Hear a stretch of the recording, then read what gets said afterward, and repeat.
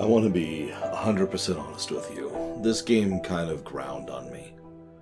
Having to wrestle the controls into something approximating gameplay, and having to do that constantly against rather unforgiving and ironically very boring bosses and enemies, it just sort of drags on you after a while. Because it never gets better. It's the controls, right? It's the core mechanism of playing the game. I'm just going to get this out there right up front. This game got a net negative golden number. But I'm going to tell you a specific thing before you kill me with sticks. Okay, just because I've got the review up here right now, and I gave a net 7 plus 7 to story and a net negative 18 to gameplay. We've covered a lot of first games in our show. This is yet another one. We talked about that recently, actually, when it came to the God of War series. And it's something that's been coming up semi-frequently and will come up again in the future. First games tend to be bad because it's their first game, their first real attempt at doing something. Either they're foraying into a new genre or a new franchise or whatever, right?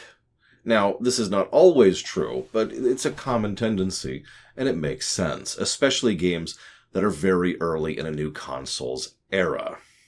This was a pretty early PS1 title, and it shows. And this was their first real attempt to do this kind of a 3D work, and it shows. And this was the first 3D Mega Man game, and it shows. And I could keep going. But you get the idea, right? It's understandable. That doesn't make it any better. But one thing, you'll notice I don't have the lamentation lights on, because this isn't a lamentation. I think it was like a net negative 6 on the golden number, which that may not sound like much, but as a reminder, because of the way math works, any negative number, like a negative 4 to a negative 5 is a really big jump down, whereas a plus 4 to a plus 5 is a very small one, because the curve kind of goes like this. But anyways, so that's not a great score. But I could see why people love this game.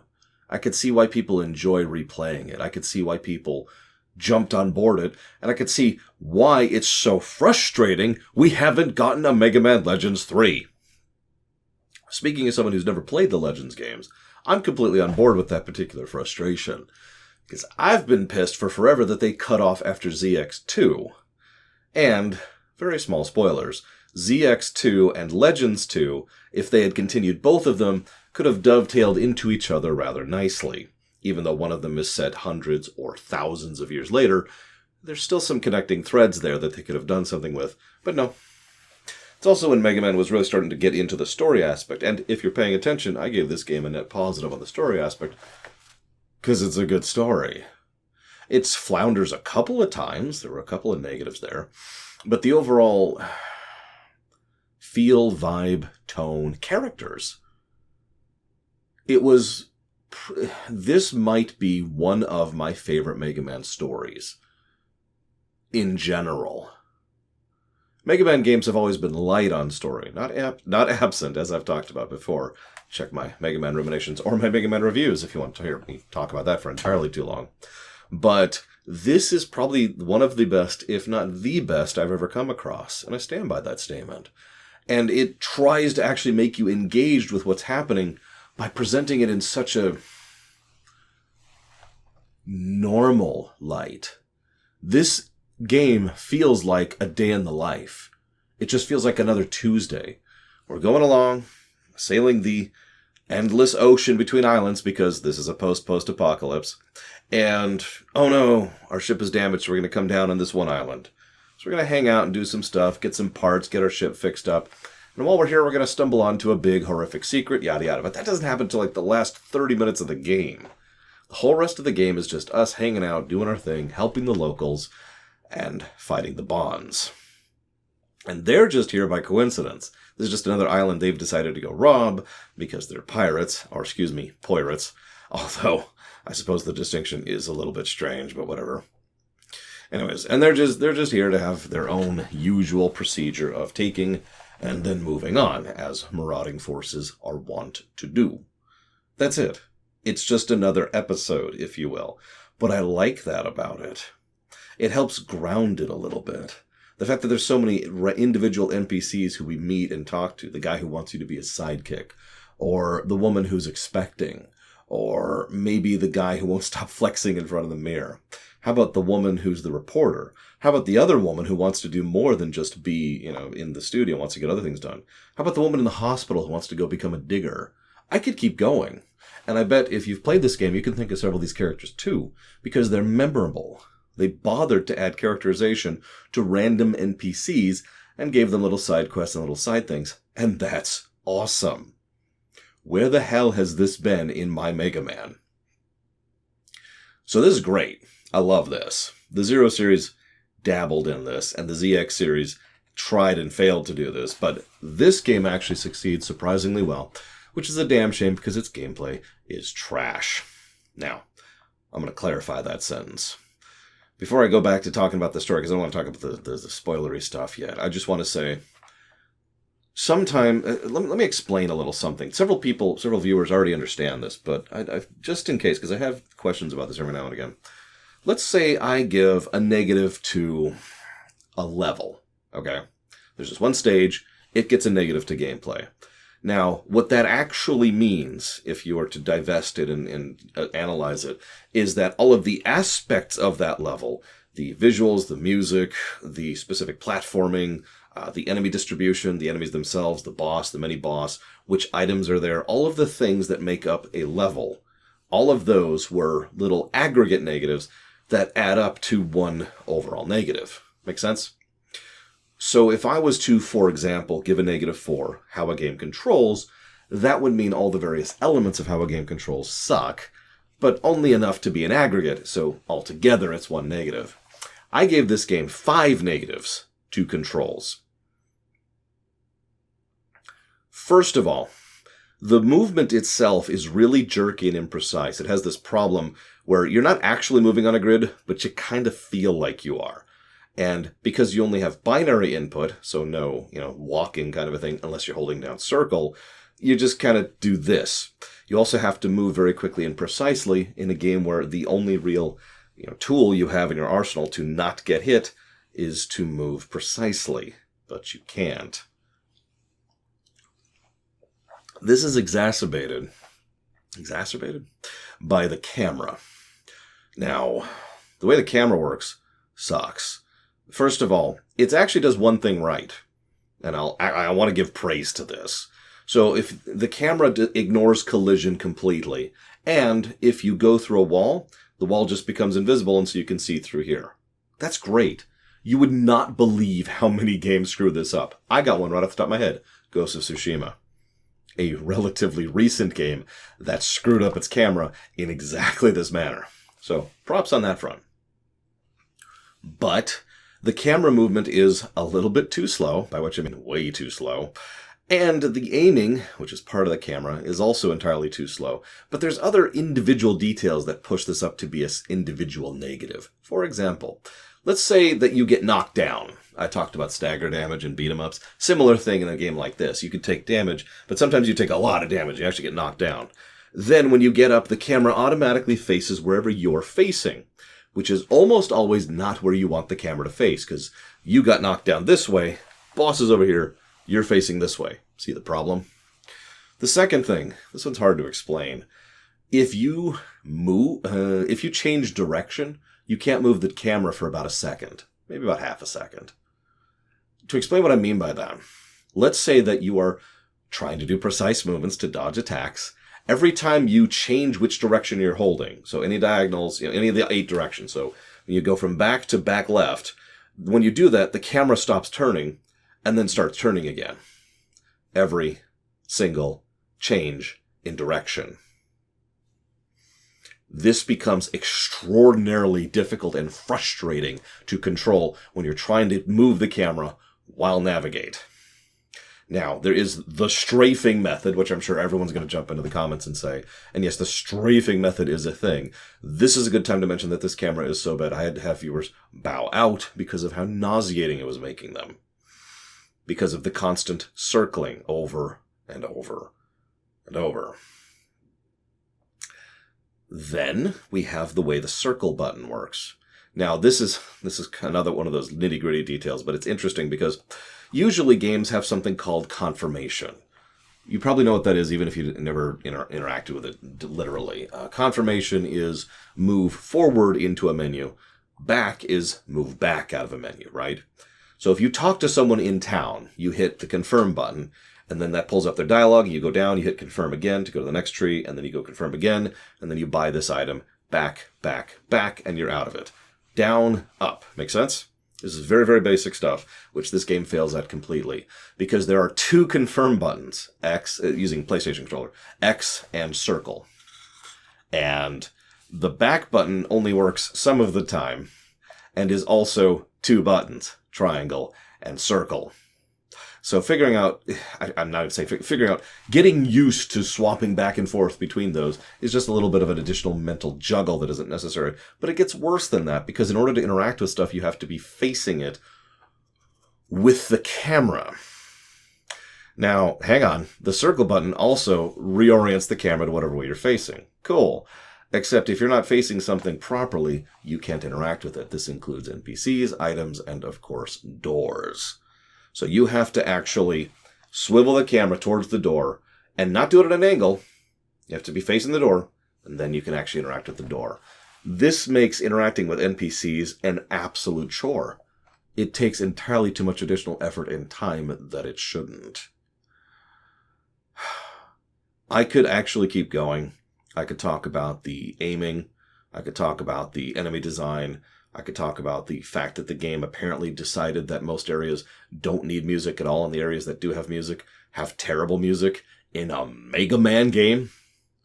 Mega Man X7 is, to this day, the worst game I have ever reviewed. Bottom of the barrel at a negative 44 on the golden number. And yet Mega Man X7 still has rockin' music, and still got a plus to music. Where the hell is my music, people? The save system has its issues. The jumping has issues. The depth perception is all over the place. Several of the boss designs are either too frustrating, too boring, or both. The game is actually kind of grindy. The game expects you to go grind. The game literally tells you to go grind. If you talk to Data more than once, and in more than one way, he will say, go grind a bit. Get some more money. And that'll enable you to go ahead and get more equipment to progress forward. Okay. The airship battle, remember that frickin' airship battle, can go to hell. And also literally caused me physical pain in my hand for having to hold down R2 for minutes at a time across multiple repeated attempts. Did I mention the near total lack of mid-mission checkpoints? And then there's the final battle, the final boss, which can go to bloody hell. I had the second best armor in the game and the best attack, that is, the best damage in the game. And I was plinking his health away so minusculely, I honestly thought I wasn't hitting him at first. By contrast, he can three-shot me. On top of the dodging, camera, and movement problems I already mentioned. Yeah.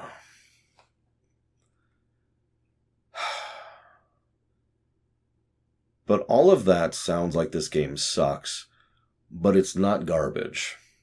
That's the thing.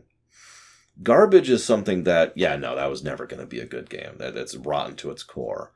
But some games, I'll use my most recent example. Psychonauts 1 was a bad game that had a nugget of decency and interesting to it. It was unique. It was fun. It was engaging. It sucked. But, and there's that asterisk, right? But, okay, it kind of caught you and it kind of kept your interest. And it's the same thing with this game. Quite frankly, if I'd actually picked this up back in the day, this one skipped under my radar because this is the whole, not playing video games period of my life. The only not playing video games period of my life, because I've been playing video games since I was like 3. But during this period of time, I happened to skip that. But if I had played it in the time, I probably would have enjoyed it. It would have frustrated the crap out of me, but then I like San Andreas too. I do want to talk about one thing about the story. Just the one, and then I'll let you go.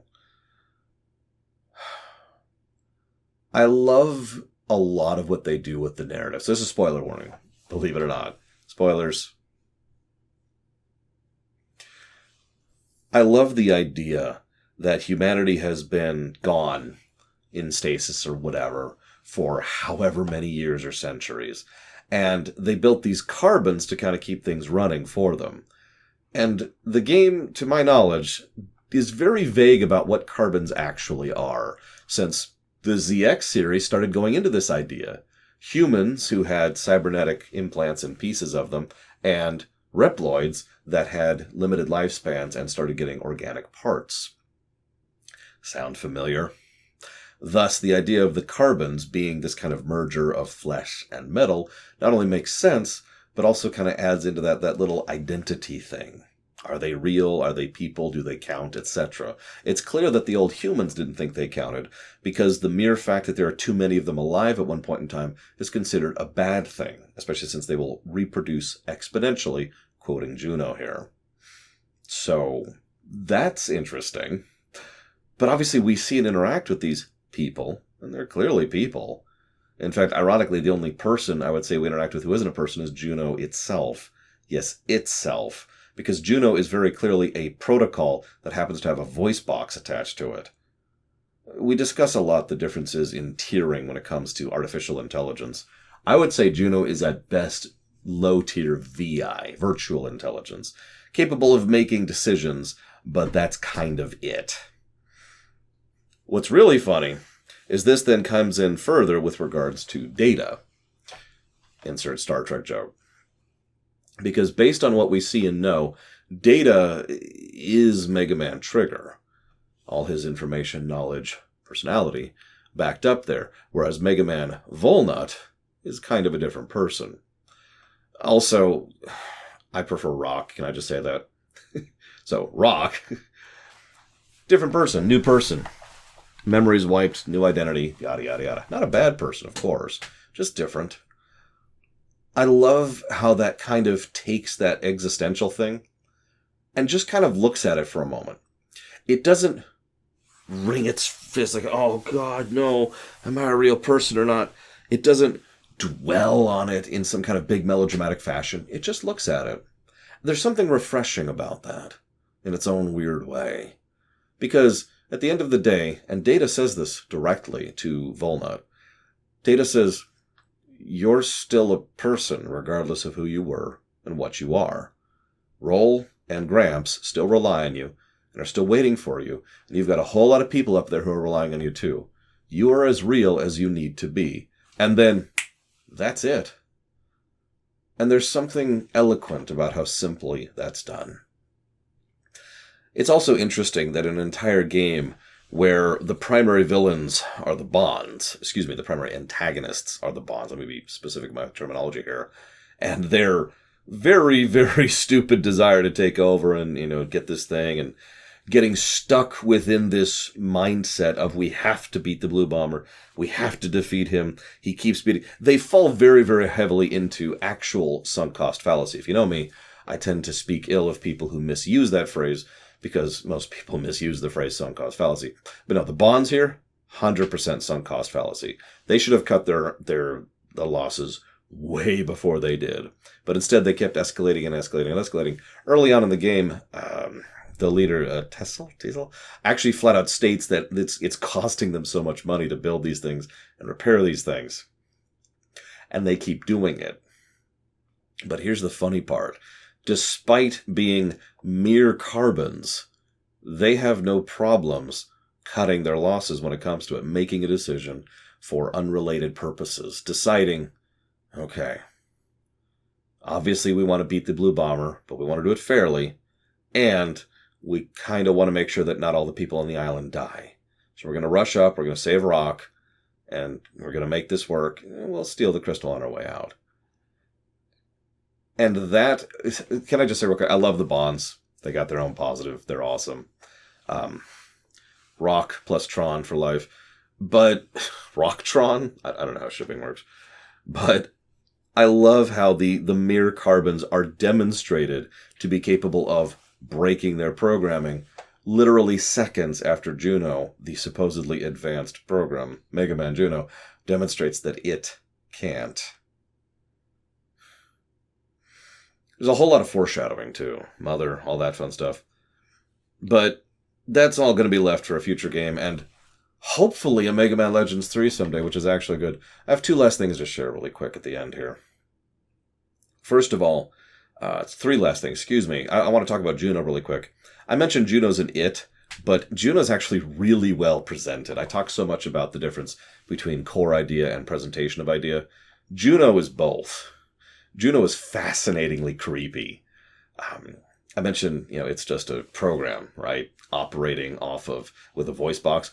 I love how pleasant and calm and normal it is. I love how much effort was put into making sure that it sounds as uncanny valley alien as possible. Just to help this thing that's just going to casually wipe out all of these innocent people is talking about it like I would talk about throwing this into the trash right there. I love it. Thing number 2. I want to give special praise to how much effort is put into the voice acting. Now, you know me. When it comes to the reviews, I don't give something pluses just because it was good for the time. I don't care about the era except for raw, objective, technical limitations. But the fact that they managed to do as much voice acting that is as good as it is in this game is impressive and needs to be noted. It overall improved my enjoyment of the game, so I did give it a plus to story, based sheerly on the quality of it. It's not the best voice acting I've ever heard. But remember that this game came out before Mega Man X4, or very close to it. Mega Man X4 had absolutely terrible voice acting in the English version. That one got a negative. This also came out after Mega Man 8. Same problem. The last thing I want to mention today, by total coincidence, is Capcom's Not E3 presentation. I haven't seen it, and I haven't even seen the summarized notes or whatever. But what do you want to bet that they have not even mentioned Mega Man in general or Mega Man Legends in specific? Like, there's going to be no Legends 3. We know that. Capcom is on a weird tint right now where they only care about the franchises that sell the most and not the franchises that are niche. And Mega Man is a niche franchise. As much as I hate to admit it, it is a truth. And Mega Man Legends is a niche of a niche. Which just proves how incredibly stupid the current leadership of Capcom is. Maybe someday we'll get something. After I take over the world. I hope you've enjoyed my thoughts as always. I'll see you next time.